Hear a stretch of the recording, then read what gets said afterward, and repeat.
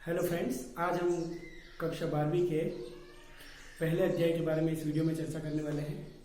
इस वीडियो में हम 1.1 जो आपकी एनसीईआरटी की जो 12th का जो फर्स्ट चैप्टर है वो आपका इस वीडियो के माध्यम से कवर हो जाएगा। जो आज हम पढ़ने वाले हैं इस वीडियो में, उस अध्याय का नाम क्या है? संबंध और फलन। क्या नाम है? संबंध और फलन। तो संबंध और फलन में क्या होता है? इनका नाम क्या है? संबंध और फलन। ठीक है, तो ये जो चीजें हम फर्स्ट चैप्टर में पढ़ने वाले हैं। तो कुल मिला के हमें इसमें 5 प्रकार की चीजें पढ़नी होती है। 5 टाइप में आता है क्या? संबंध और फलन। ये जो हमें संबंध किसे कहते हैं और फलन किसे कहते हैं, ये हम कक्षा 11वीं में पहले पढ़ चुके हैं। ठीक है, फिर भी हम बताएंगे इस वीडियो में।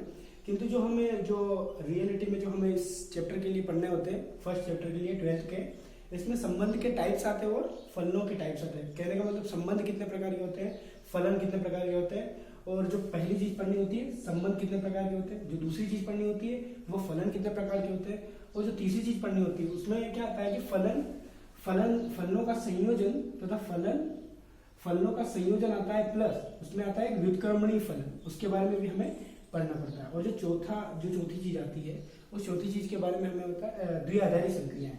क्या आती है उसमें? द्विआधारी संक्रियाएं। ठीक है, इन चारों पांचों की चीजों के बारे में हमें इस चैप्टर में पढ़ना होता है। तो ठीक है, हम सबसे पहले शुरुआत करते हैं संबंध किसे कहते हैं। ठीक है, क्या हमारा जो चैप्टर है उसका नाम क्या है? संबंध। तो संबंध किसे कहते हैं? संबंध का मतलब ये होता है कि किन्हीं दो समुच्चयों का आपस में कुछ ना कुछ रिलेशन होता है। रिलेशन का मतलब कैसे? आपस में कुछ ना कुछ उनका आपस में संबंध होता है। कैसे? जैसे कि मैं आपको एक सवाल के माध्यम से आपको संबंध समझाने की कोशिश करता हूँ। ठीक है, उसमें सबसे जो पहला क्वेश्चन मैं लेता हूँ कि एक ए सेट रहता है। एक ए सेट में 1 2 3 4, ये क्या है? एक समुच्चय है। इस समुच्चय में उपस्थित कितने अवयव हैं? 4 अवयव हैं। कौन कौन से? 1 2 3 और 4। ठीक है, अब मुझे एक रिलेशन दे रखा होगा। इसी प्रश्न में मुझे क्या दे रखा होगा? एक रिलेशन दे रखा होगा। किस प्रकार से? आर इक्वल टू, आर का मतलब होता है रिलेशन, RELA, रिलेशन का मतलब होता है संबंध। सबसे पहले हम संबंध किसे कहते हैं ये पढ़ रहे हैं। ठीक है, संबंध का मतलब होता है relation R equal to A comma B such that B equal to A plus 1।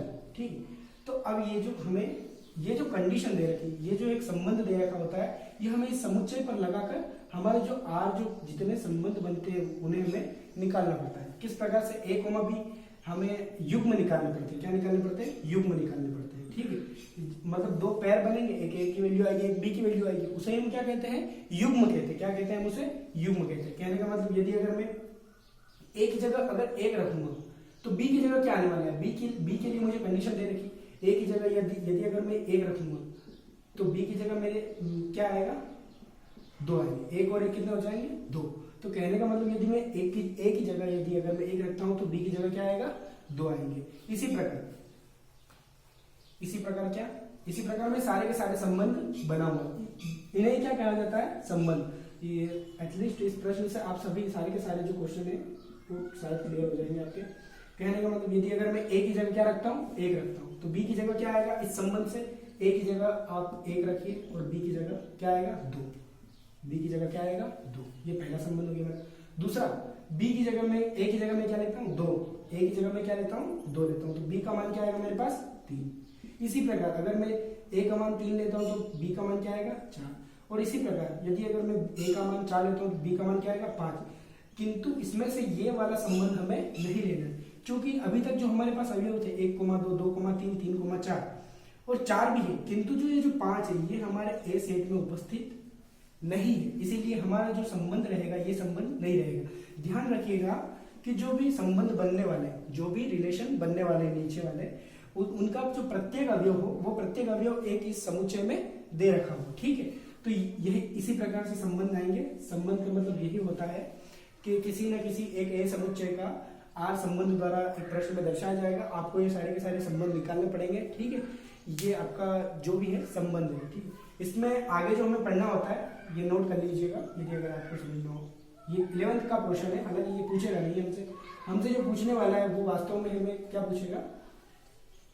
जो पूछेगा हमें प्रश्न में, वो पूछेगा हमें संबंध के प्रकार कितने होते हैं, क्या संबंधों के प्रकार कितने होते हैं, ठीक है। तो संबंधों के प्रकार, संबंधों के प्रकार, ठीक है। संबंधों के 3 प्रकार होते हैं। कितने प्रकार होते हैं? संबंधों के 3 प्रकार होने चाहिए, ठीक है। कौन कौन से? सबसे पहला जो आता है स्वतुल्य। संबंध का जो पहला प्रकार आता है वो क्या होता है? स्वतुल्य।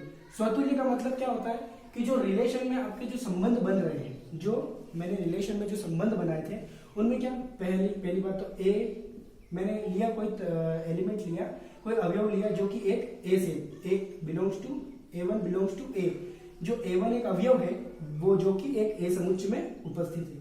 तो कंडीशन क्या बननी चाहिए स्वतुल्य के लिए? A1, A1 बननी चाहिए। कहने का मतलब यदि अगर एक ए सेट दे रखा है आपको 1 2 3 वो कुछ कहां तक भी दे रखा हो, उससे कोई मतलब नहीं है, लेकिन जो हमारा स्वतुल्य की जो कंडीशन फुलफिल होगी वो किस प्रकार से होगी? तो इसमें क्या आना चाहिए? जो नीचे रिलेशन बनेंगे 1,1 बनना चाहिए, ठीक है। अगर 1,1,1 बनना चाहिए, 2 रहे तो 2,2 बनना चाहिए। ऐसा नहीं कि 1,2, ऐसा नहीं होगा। उसमें क्या बनेगा? 1,1 ही बनेगा। अगर 2 लिया है अगर ए की जगह, तो बी की जगह भी क्या आना चाहिए? 2 आना चाहिए। इसी बिलोंग्स टू आर, ये आर का मतलब क्या? रिलेशन में हमारा ये संबंध होना चाहिए, ठीक है, ठीक है। उसके बाद में आता है स्वतुल्य, स्वतुल्य हो गया। इसके बाद में आता है सममित। क्या आता है? सममित। सममित की क्या कंडीशन होती है? इसमें 2 अवयव हो, A1, A2, ये दोनों कहाँ? ये दोनों इसमें उपस्थित होने चाहिए, एक ए समुच्चय में उपस्थित होने चाहिए। इसकी कंडीशन ये होती है कि A1, A2 belongs to are. यदि मैंने एक ए समुच्चय है, ए समुच्चय के अंदर कितने 3 अवयव उपस्थित है, 1 2 और 3, ठीक है। तो इसमें जो रिलेशन बनेगा वो क्या बनना चाहिए? A1, A2 belongs to are, और इसमें A2, A1 belongs to are. कहने का मतलब क्या? 1,2 लिया, यदि मैंने 1,2 लिया पहला रिलेशन, तो मेरा 2,1 भी बनना चाहिए। यही तो बोला मैंने, A1, A2 है तो A2, A1 भी होना चाहिए, ठीक है। तो अगर यह कंडीशन बनी तो यह कौन सा होगा? सममित होगा। यह कौन सा संबंध होगा हमारा? सममित होगा, ठीक है। स्वतुल्य, सममित और संक्रामक। तीसरी जो कंडीशन आती है कौन सी आती है? संक्रामक। संक्रामक के लिए क्या होता है कि इसमें 3 अवयव की कंडीशन होती है, A1, A2 तथा A3। ये जो लिख रहा हूं A1 belongs to A, A1, A2 belongs to A, A1, A2, A3 belongs to A। इसका मतलब क्या होता है पता है? इसका मतलब ये होता है कि ये जो A1, A2, A1 कहने का मतलब ये 1 2 2 1, ये जो सारे जो अवयव ले रहा हूं मैं जो रिलेशन में, ये सारे अवयव इस ए समुच्चय के होने चाहिए। किस समुच्चय के होने चाहिए? ए समुच्चय। इसी प्रकार से मैंने ये कंडीशन फुलफिल की है, ठीक है। जो A1 तथा A1 है, ये A1 क्या है? एक ए समुच्चय के अवयव है। A1, A2 ये भी किस ए समुच्चय के अवयव है। A1, A2, तो A2, यदि अगर A1 होगा तो वो कौन सी? सममित भी कंडीशन ट्रू करेगा। और स्वतुल्य के लिए अगर मैंने 1 2 3 है तो 1 1 2 2 3 3, यदि अगर ऐसे होगा तो वो क्या? स्वतुल्य की कंडीशन को फुलफिल करेगा, ठीक है। अब हम पढ़ लेते हैं संक्रामक के लिए। संक्रामक में क्या होता है? A1, A2, इसमें सर्कल चलता है तीनों में, A1, A2, A2, A3 था, A1, A3। देखिएगा, belongs to are. A1, A2 यदि आर में उपस्थित है, रिलेशन में होने चाहिए। ये तीनों तो समुच्चय ए में उपस्थित है, और फिर क्या होना चाहिए? A2, A3 belongs to are. और उसी के लिए क्या एक और आता है A1, A3। A1, A2 भी आर में होने चाहिए उपस्थित। जो संबंध हमारे जो नीचे बनने वाले हैं, A1, A2 भी आर में उपस्थित होने चाहिए, A2, A3 भी आर में उपस्थित होने चाहिए, और A1, A3 भी आर में उपस्थित होने चाहिए। किस प्रकार से? यदि अगर मैंने एक समुच्चय लिया, ठीक है, इसमें मुझे संक्रामक की कंडीशन को फुलफिल करना है, तो उसमें क्या होना चाहिए? A1, A2, A2, A3 और A3, A1 या फिर 1, 3। इसका संबंध कैसे? 1, 2 से होना चाहिए, तो 2, 1, 3 से भी होना चाहिए। इसमें क्या 1, 2 का संबंध है, तो 2, 3 का भी संबंध। कहने का मतलब यदि अगर 2 का संबंध 1 से और 2 का संबंध 3 से, तो 3 और 1 का भी संबंध आपस में होना चाहिए, ठीक है। ये संक्रामक की कंडीशन यही थी। इसीलिए आपको क्या इसमें संबंधों के कितने प्रकार होते हैं? 3 प्रकार होते हैं, स्वतुल्य, सममित और संक्रामक, ठीक है। इन तीनों के लिए मैं आपको एक सवाल के द्वारा समझा दूंगा। सवाल लेते हैं हम, कोई सा भी आप एनसीईआरटी से ले लीजिए। हाँ, तो हमने एक क्वेश्चन ले लिया जिसके द्वारा हम स्वतुल्य, सममित और संक्रामक को समझेंगे। तो मैंने एनसीईआरटी का सबसे पहले 1.1 के उदाहरण 4 को आप देख लीजिएगा। उसमें यही क्वेश्चन दे रखा है कि एक समुच्चय दे रखा है 1,2,3। इसमें एक समुच्चय जिसमें 3 अवयव उपस्थित है और उसमें हमें रिलेशन भी नहीं निकालना है, उसमें रिलेशन दे रखा है, संबंध जो है दे रखा है कि इनका संबंध इस प्रकार से है, और हमें उसमें सिद्ध करना है कि क्या यह सममित है, यह स्वतुल्य है, और यह स्वतुल्य है, न सममित है और न ही संक्रामक है। एक चीज को यह प्रूव करता है और 2 चीजों को प्रूव नहीं करता। कौन कौन सी? स्वतुल्य को तो सिद्ध करता है किंतु यह सममित तथा संक्रामक को सिद्ध नहीं करता। देखिए, सबसे पहले हम क्वेश्चन को जैसे ही स्टार्ट करेंगे तो फर्स्ट लेंगे हम, क्या लेंगे? स्वतुल्य के लिए, स्वतुल्य के लिए। इस प्रकार से हमें इसमें स्टेप बनानी पड़ेगी। ज्यादा इसमें कोई स्टेप बाय स्टेप क्वेश्चन नहीं होते, इसमें ज्यादा से ज्यादा थ्योरेटिकल लाइनें लिखनी होती है और समझने की बात होती है केवल। इसमें तार्किक गणित चलती है। तो इसमें जो पहला क्वेश्चन देगा हमें स्वतुल्य के लिए प्रूव करना पड़ेगा। तो इसमें क्या दे रखा है कि एक ए सेट में 1 बिलोंग्स टू ए। मैंने मान लिया यह एक सेट है, तो उसके अंदर एक ए समुच्चय जो एक समुच्चय है, एक समुच्चय में एक अवयव उपस्थित है। उसमें यह रिलेशन में यह भी दे रखा है कि 1,1 बिलोंग्स टू आर, है कि नहीं? मैंने कहा था स्वतुल्य के लिए यदि अगर 1 लो तो 1,1, यदि अगर आप 2 लो तो 2,2 बिलोंग्स टू आर। क्या 2,2 है? 2,2 है। 1,1 है? 1,1 है। 3 के लिए 3 भी बिलोंग्स टू ए, क्योंकि 3 जो है वो भी एक समुच्चय ए में उपस्थित है और इसमें क्या है? 3,3 बिलोंग्स टू आर। क्या यह तीनों कंडीशन को ट्रू कर रहा है? 1,1 वो हमारी A1 वाली कंडीशन को फुलफिल कर रहा है। अतः यह संबंध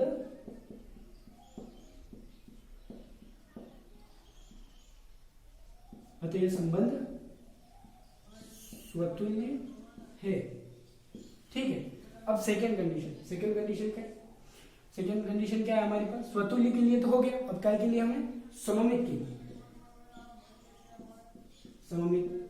के लिए, इस बिलोंग का मतलब ये होता है कि ये जो एक अवयव है ना, ये इस ए के अंदर उपस्थित होना चाहिए। ठीक है। स्वतुल्य के लिए क्या? 1,2,3। इसे यदि अगर आप ऐसे स्टेप बाय स्टेप लिखना चाहो तो ऐसे लिख लेना, यदि अगर आप ऐसे लिखना चाहो तो ऐसे भी लिख लेना, एक ही लाइन में आपका काम हो जाएगा।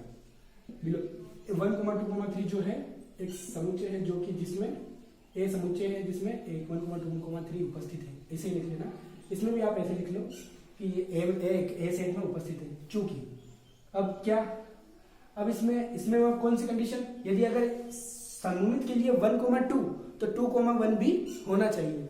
क्या इसमें 1,2 है? ऐसा कुछ 1,2 है। हाँ, 1,2 दे रखा है। क्या हमें 2,1 दे रखा है? इस संबंध में 2,1 हमें नहीं दे रखा है, तो इसलिए ये सममित की कंडीशन को फुलफिल नहीं करेगा। कहने का मतलब 1,2 बिलोंग्स टू आर, बट किंतु 2,1 नॉट बिलोंग्स टू आर, अतः यह सममित नहीं है। अतः नीचे लिखना, यहां पर केवल यह संबंध स्वतुल्य है, यह संबंध सममित नहीं है। ठीक है। इसके बाद जो आने वाला है क्या? स्वतुल्य संक्रामक। जो हमारी जो तीसरी कंडीशन है वो क्या है? आप ये उतार लीजिएगा, मैं इसे रब कर दूं, नोट कर लेना आप इसे। अब जो आखिरी वाली कंडीशन हमें वो ही सिद्ध करनी है, सिद्ध नहीं करनी है, वो हमें दे रखा होगा। क्या उसमें क्वेश्चन में क्या दे रखा है हमें? संक्रामक के लिए। अब संक्रामक के लिए चेक करना है, संक्रामक के लिए ये जो तीसरा वाला आपका संबंध चल रहा है। ठीक है। इसमें क्या? इसमें कहने का मतलब 1,2,3 बिलोंग्स टू ए। अब इसमें क्या होना चाहिए? रेंडमली सर्कल चलना चाहिए। 1,2 तो 2,3, यदि 1 2 से संबंधित और 2 3 से संबंधित है तो 3 1 से भी संबंधित होना चाहिए। ठीक है। यदि अगर मैं कहता हूं 1,2, हाँ ये संबंधित है, तो 2,3 यदि 1 2 से संबंधित है और जो 2 है वो 2 3 से भी संबंधित है, तो 3 1 से भी संबंधित होना चाहिए। क्या यहाँ पर 3,1 है या 1,3 है? नहीं है, इसीलिए ये क्या होगा, संक्रामक की जो कंडीशन है उसे फुलफिल नहीं करेगा। तो यहाँ पर लिख लीजिएगा 1,2 बिलोंग्स टू R और 2,3 बिलोंग्स टू R, बट 1,3 नहीं है ना, 3,1 नहीं है ना, 3,1 नॉट बिलोंग्स टू R। यहां पर किंतु लिख लीजिएगा, किंतु, ठीक है। उसके बाद ये, तो यह क्या, अतः यह संक्रामक नहीं है, अतः यह संबंध संक्रामक नहीं है, यह संबंध संक्रामक नहीं है, ठीक है। ये आपका एक क्वेश्चन हो गया जिसमें आपको स्वतुल्य संक्रामक और सममित के लिए आपको हेल्प रहेगी। और इसमें क्या, जो आपकी 1.1 है आपकी स्वतुल्य सममित और संक्रामक पर ही बेस्ड है, ठीक है। आपकी 1.1 पूरी की पूरी कंप्लीट हो जानी चाहिए इस वीडियो के जरिए। या तो यदि अगर आपके किसी भी प्रकार से इसमें कोई डाउट आए तो हम डिस्क्रिप्शन में इसके लिए नंबर रख देंगे, जिससे आप हमें कॉन्टेक्ट करके आपके डाउट पूछ सकते हो, ठीक है।